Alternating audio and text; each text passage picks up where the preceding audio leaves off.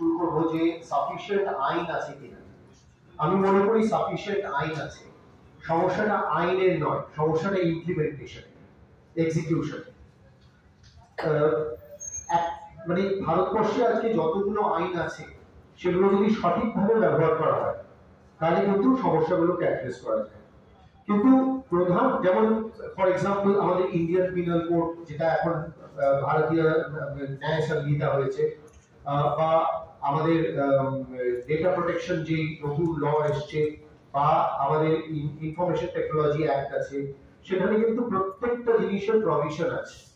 সমস্যাটা হচ্ছে বেড়ালও আছে, ঘন্টাও আছে, বাঁধবে, এই জায়গাটা এসে আটকে যাচ্ছে কেন? Is the police not interested in doing the investigation? The police is very much interested in doing the investigation. সমস্যাটা কোথায় হচ্ছে? They do not have sufficient manpower. They might not have sufficient resources.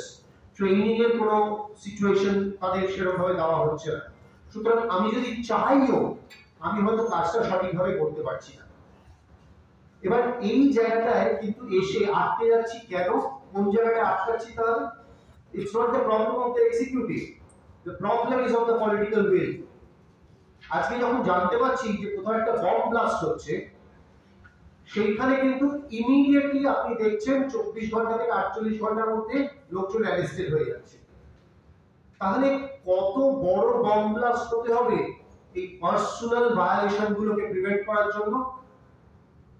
If আমার জীবনে আমার ছবি, আমার কোনো compromising ছবি, কোনো কম্প্রোমাইজিং ইনফরমেশন যদি পাবলিক করা হয়, কেন করা হচ্ছে? সেটা আমাকে ভয় দেখানোর জন্য, to put me in terror.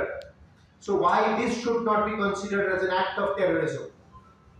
এই জায়গাটা আমাদের নতুন করে ভাবতে হবে যে পলিটিক্যাল উইলটা কেন ডেভেলপ হচ্ছে না। এছাড়া যেটা অনু বললেন, যে অমৃতা বললেন যে আমাদের হাতে জিনিস দিয়ে দেওয়া হয়েছে, কিন্তু সেটা কিভাবে ইউজ করতে